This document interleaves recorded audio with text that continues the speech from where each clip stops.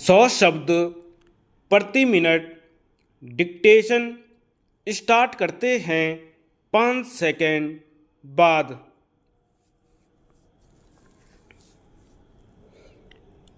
मान्यवर, जनसंख्या नियंत्रण पर हम लोगों को विशेष ध्यान देना चाहिए ताकि जिस सरकार पर हम इस बात की जिम्मेदारी डाल रहे हैं उस सरकार को रोजी रोटी, कपड़ा और मकान मुहैया कराने के लिए कह रहे हैं, वह सरकार इन बुनियादी आवश्यकताओं की पूर्ति कर सके और अपने नैतिक कर्तव्यों का निर्वहन कर सके।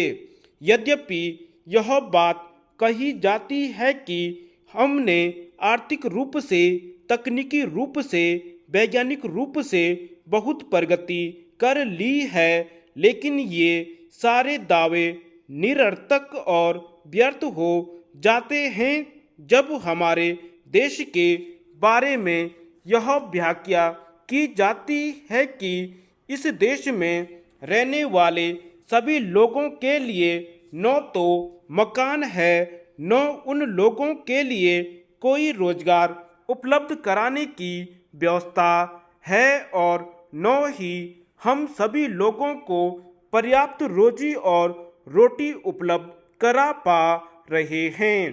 यह सारी स्थिति इस बात का संकेत दे रही है कि कहीं न कहीं हमारी योजनाओं में कमी है।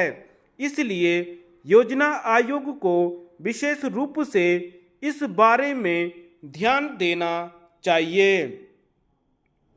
मान्यवर, मुझे यह कहते हुए बहुत दुख हो रहा है कि जो योजना हमारे यहाँ बनाई जाती है वह केवल एक वातानुकूलित कक्ष में बैठकर कॉफ़ी की चुस्कियों के बीच बनाई जाती है और उसके बाद हम यह निर्धारित करते हैं कि एक आदिवासी को कितने वर्ग फीट क्षेत्रफल वाले मकान की आवश्यकता है, जिसमें हम यह कदापि ध्यान देने की आवश्यकता अनुभव नहीं करते कि आदिवासी के लिए अन्य और कौन कौन सी चीज़ें उपलब्ध करनी आवश्यक हैं।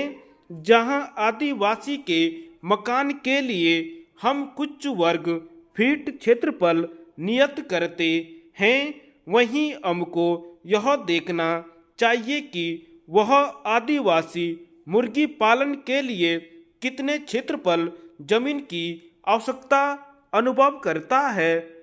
हम इस चीज को नज़रअंदाज कर देते हैं और फिर हम कहते हैं कि योजनाएं तो ठीक थीं, लेकिन कहीं न कहीं उसके कार्यान्वयन में कमी आ गई। फिर हम कहते हैं कि कार्यान्वयन तो ठीक था, लेकिन कहीं न कहीं उसके आशातीत परिणाम नहीं निकले, इसलिए वांछित लक्ष्य की प्राप्ति नहीं हो पाई। लेकिन हम उसकी बुनियाद में नहीं जाते।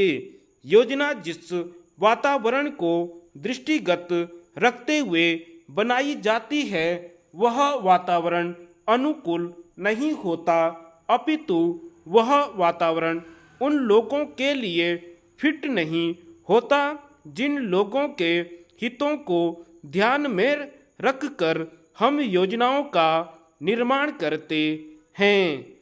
धन्यवाद।